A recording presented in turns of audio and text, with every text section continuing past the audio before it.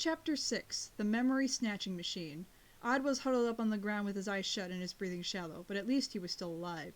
"Where the heck are you, Jeremy?" thought Yumi. She needed his help to get out of this terrible situation, but instead, for the first time, she found herself completely alone in a virtual world. She had Xana in front of her, hands on his hips. His mouth was twisted into a distrustful frown. "Last time, you really hurt me. You injected a virus into the core of the Oko. You don't know just how painful it was to have to reconstruct myself piece by piece, and I haven't finished yet. That's why I'm here with you and this ridiculous human." He motioned towards Odd's body on the floor before continuing. "To recover all my power, I need to return to Lyoko. And what a coincidence! The supercomputer is right in front of us, and on the floor above, the scanners. My mission is almost complete." Yumi reeled, her mind working at the speed of light. She finally decided to challenge him. She gave a laugh. "You didn't understand any of what Jeremy told us the other night, did you? Hopper's journal is a sandbox. It's isolated from the central system of the supercomputer. The objects here pass through us. We can't do anything with them. There is no Lyoko here." "Stupid kid," responded Xana with a smirk. "You shouldn't underestimate me. I examined this world we are in, the mirror, in great detail. See this screwdriver on the floor?" The young girl nodded her head. "Take the control box in one hand and grab the screwdriver in the other. Go on, try it." Yumi obeyed. To her surprise, his fingers enveloped the object, clearly feeling its volume, and she could lift it. Or to be more precise, she could lift a copy of it. There was now a screwdriver on the ground in its original position and another grasped in her hand. The two tools seemed so real. Yumi could feel its weight in her hand and the consistency and exact form of the screwdriver. Frightened, the girl opened her hand, and the object, instead of falling, remained in the air while becoming more and more transparent before disappearing in smoke, as if it never even existed, leaving only the original, which hadn't moved in the slightest. "You see," explained Xana, "the box is the interface that allows us to interact with this world. Clearly, we cannot modify anything, which is why the screwdriver became doubled, leaving the original on the floor. The good thing is that, in reality, the box isn't even necessary. It's enough just to send the digital command directly to the mirror's computer." While the creature spoke, Yumi put away the box in her obi, then moved her hands to her back to grab hold of her fans that she still kept in her sash. She opened them in one fluid movement of her fingers and threw them forward. The 2 half-moons of metal flew in a flash towards Xana, spinning and slicing through the air with a high-pitched shrill. The young man quickly dropped to his knees, squatting and easily avoiding the 2 projectiles. But this fraction of a second was just what Yumi was hoping for. She jumped to the side and rolled on the factory floor to reach Odd's unconscious body. She took his hand. The boy's fingers were frozen. Yumi grabbed the control box again while letting out her breath, hearing Xana cry, "Stop!" She didn't listen. She pressed the fast-forward button twice, and the world began to dissolve around her. Professor Hertz was hunched over her desk with her head in her hands. Jeremy felt a surge of emotion seeing her in this state.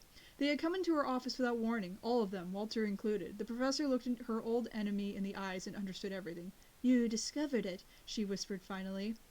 Jeremy stood from the pile of magazines where he sat. The professor's desk resembled an old chemistry lab table with books spread across it and covering the floor. There were test tubes full of strange-colored liquids, a half-assembled oscilloscope, and a plastic human skeleton that she used for anatomy courses. The boy advanced, dodging all the knickknacks, and arrived in front of the professor and placed a hand on her shoulder. "But it's better this way, right?" Hertz's eyes moved towards Aelita. Jeremy saw a sad smile drawn on her face. "Hopper's daughter," she said, almost with a sigh. "When you were assigned to my class, I didn't believe for a second that you were Odd's cousin. I knew it was you, that you had managed to escape Lyoko, but part of me didn't want to believe it, and so I never said anything. I held on to that uncertainty. I hoped to avoid bringing you more pain." Aelita approached the professor. "I didn't know that you were a friend of my father, and your mother, and Thea, and yes, of course, I was their friend, but I didn't know how to protect them like I wanted to." "So then," said Jeremy, while scratching his nose in thought, "you didn't lose your memory, is that correct?" Walter, Ulrich, Eva, and Richard were all standing upright in the middle of the room, a bit intimidated. The professor invited them to make themselves comfortable before beginning to explain. "Walter and I needed a method to add everything necessary onto Lyoko, trees and rocks, frozen areas, desert sand, etc. We had decided that the quickest way to do this was to take the images directly from our memories and deposit them into the supercomputer. So we built the memory snatching machine. It was only later that we discovered that the machine could also be used to do the opposite, and with more intensity, to erase people's memories. Someone," the professor's eyes moved towards Walter, "sold the plans for our device to a Green Phoenix and the Man in Black. We understood that this person was also capable of revealing the location of Lyoko's supercomputer, so I personally used the machine to erase his memory of all information pertinent to the subject. But with some luck, Walter intervened now, we could reverse the effect. It might yet still be possible to give me back my memories. I'm sorry, replied Hertz, lowering her head. It's completely impossible. I used the machine to its fullest extent. I fear that your memory is lost forever. Then, asked Jeremy, what happened? We caught Walter before he could reveal the location of the supercomputer. Next, I erased the memories of all the other related persons, including our collaborators, because I wanted them and their families to also be safe. But in any case, Walter had already said too much. The men in black knew where Walter was. They assailed the Hermitage, and he took refuge on Lyoko with their leader. Because I had erased Walter and our collaborators' memories, neither Dieter nor the Green Phoenix knew where the supercomputer was. They combed the sewers during these months, but it's a real maze in there. So finally, Hannibal Mago's terrorists were forced to give up, and the men in black had decided to erase the memory of the only person who still remembered something. In other words, me. Hertz paused, took a breath, and ran her fingers through her gray hair before continuing to speak. Except they didn't consider one tiny detail. I was the one who invented the memory-snatching machine.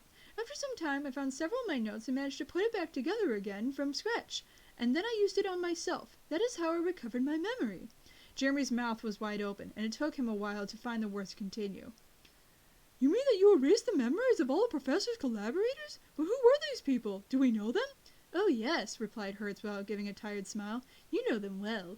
The team who helped Waldo build Lyoko was formed by myself, naturally, as well as Walter, who was in charge of financing us, Takeo and Ikiko Ishiyama, Robert De La Robbia, and lastly, Michael Belpois. My father? Gasped Jeremy, who suddenly felt weak. His father had helped Hopper? Your father, confirmed Hertz, nodding her head, and Ann's father, and Yumi's parents, and Ulrich's father. We formed Waldo's team, just like how you and your friends form Alita's team now. Jeremy collapsed. He remained slumped on the floor like a puppet whose strings had been cut. Hannibal Mago had ordered his men to set up an emerald green tent on the ground floor of the factory and fill it with comfortable cushions and rich rugs decorated in complex arabesque styles. In one of the corners there was a computer with 3 large screens that allowed him to control his business affairs from around the world. Mago sat cross-legged on a woven emerald rug.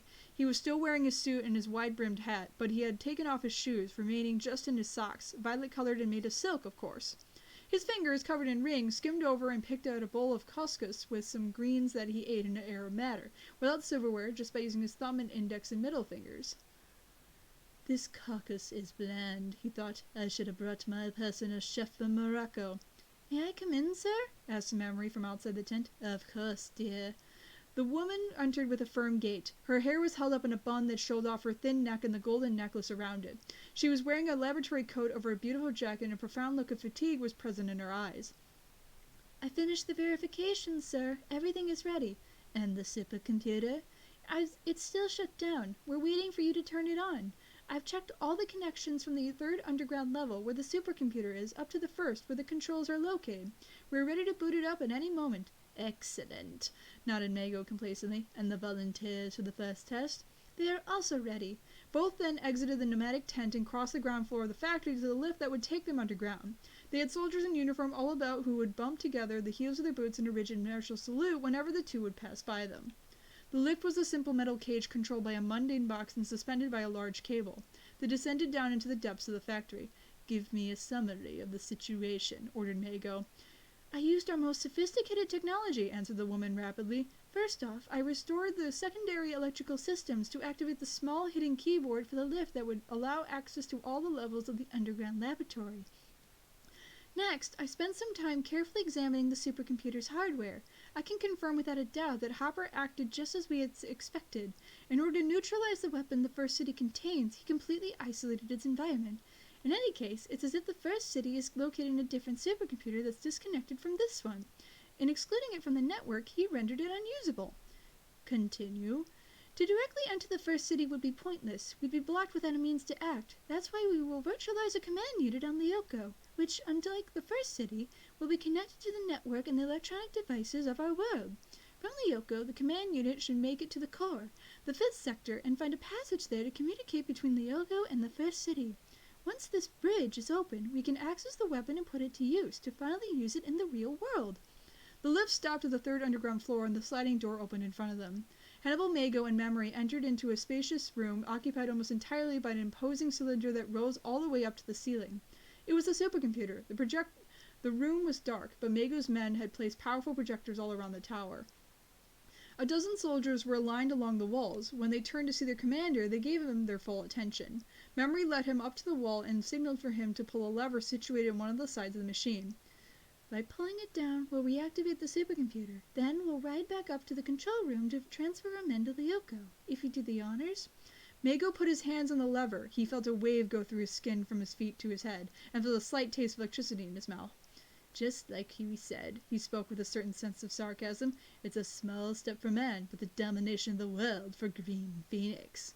He yanked the lever down. There was a small blue spark, and then nothing. After several minutes of waiting, Mago seemed extremely irritated, but Memory motioned for him to wait a bit more. At that precise moment, while Memory still had her hand in the air, the walls of the room became illuminated, and a collection of intense golden hieroglyphs started to rise over the surface of the tower.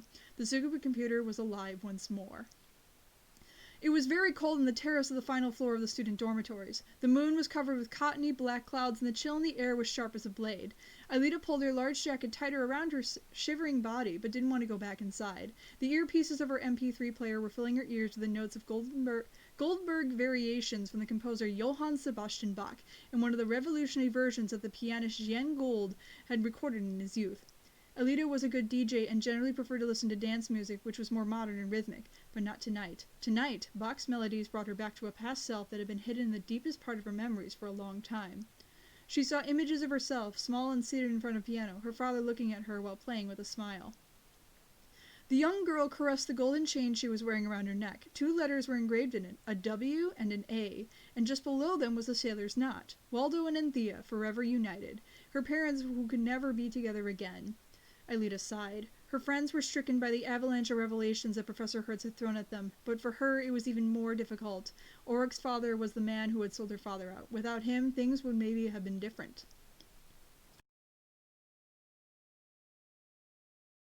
When leaving the professor's office, Ulrich had stared at her with a gloomy expression without saying a word, and he didn't show up at the cafeteria for dinner either. He felt ashamed and sorry, and Aelita had no idea what to tell him. At this time, she hated him a little, and she hated Walter Stern. A pair of hands landed on her shoulders, and the young girl jumped. She immediately removed her earbuds and turned around. "Aelita," Jeremy said to her, about ready to burst out in laughter. "I called you, but you didn't hear me." The young boy was bundled up in a thick coat with a fur-lined hood that almost entirely hid his face. He resembled an Eskimo, which made her give a small chuckle. Jeremy hugged her affectionately. "I can only imagine how you must feel," he whispered. "It's much more complicated for you than for the rest of us. What we discovered today was unbelievable and difficult to accept." "I've thought," the girl responded after a long sigh, "about enough bad things, you know." "Remember, what's done is done, and there's nothing we can do about it, but the future, on the other hand, we can change. You're surrounded by so many friends, and even new allies. Walter." "Don't talk about him, please." Jeremy caressed her cheek, but continued where he left off. "Walter Stern regrets what he did. For 10 years now, he's been regretting what he did. He doesn't remember anything aside from his mistakes and the pain that he's caused with them. He's on our side now. He's a different man, and Ulrich's always been with us." Aelita said nothing. Jeremy was right, of course, but it was very difficult for her to calm her feelings. "Then what should we do now?" she asked her after several minutes. "Yumi and Odd are still inside the mirror, and we should get them out of there. Furthermore, we know that the Green Phoenix has taken control of the factory." "You want to try to contact the commander of the Men in Black, right? This Dido." Jeremy nodded. "We can't confront the Green Phoenix and the Men in Black. I also want to return to the Hermitage with Professor Hertz and try to repair the scanner. We will help our friends to escape the virtual universe, and we will save the world." Aelita gave a slight mocking laugh. Jeremy was the only person that she knew who was capable of saying these things so seriously, and he was totally serious. "And how do you think he will save the world this time?" "Hopper's secret codes, Hertz's files, and all the rest. They are important, and only Professor can manage to understand what they mean." "Okay, fine, I'm in," said Aelita, grasping his hand. "We will ask Dido to ally with us, but only on one condition." "What's that?" "That I be the one who talks with her on the phone." Eva Skinner knocked on the door to Professor Hertz's office. No one responded. It was already 9 o'clock at night, but the idea that she had gone home didn't cross her mind, not after everything that had happened this afternoon. Eva only had to slightly brush the lock with her fingernail, giving off a small spark to release it. The door opened, and the girl poked her head inside. The professor wasn't there. Xana felt himself become enraged. A part of him was trapped inside the mirror, and communication between them was worsening more and more each time. If the situation continued like this, he would lose all contact with his other half the next day. To be divided between two different bodies was a strange sensation, even though he was an enormously sophisticated artificial intelligence used to doing several things at once and reasoning simultaneously on several trains of thought. What really worried him was something else. The kids had discovered that Hertz helped Hopper, and that meant that sooner or later they would try to resolve the puzzle of mysterious codes that the professor left behind before disappearing. They hadn't the slightest chance of doing so. When Eva stole the file from Jeremy's room, Xana only needed to scan over each page once to memorize them all in precise photographic detail. He could recall each symbol and each word, but he hadn't made any logical sense of these papers. For this reason, several days earlier, he returned them to the professor so that she wouldn't notice they had disappeared. Maybe this woman, if correctly questioned, could give him a key clue. These codes could be his opportunity to recover all his powers in the blink of an eye without even needing to access the Yoko. Now that the situation started to speed up, it was time to act. Eva entered the professor's office and placed her hands on the computer on the table. He only needed a few seconds to access the internal school network and find the information he was searching for. At this exact moment, there was a computer connected to the internet in the chemistry lab. Hertz must be there. Eva exited the office and once again fiddled with the lock. Then she left the building and crossed through the tree-lined paths of the park to reach the building containing the science laboratories. The door was open. She stepped in. For Xana, it would be very easy to leave the child's body to threaten Hertz, but he didn't know what would happen to his other side in the mirror, and Eva was possibly his last chance of entering the Yoko. Recovering his powers was of the utmost importance, and he couldn't make a single mistake. In his electronic brain, the probabilities and necessary movements aligned like an immense game of chess. Every simulation coincided on one single course of action. He should interrogate Hertz, but it was not yet time to reveal himself as being within Eva's body. He arrived at the chemistry lab and turned on the light. "Professor?" he asked with an innocent childlike voice. "Can I talk to you?"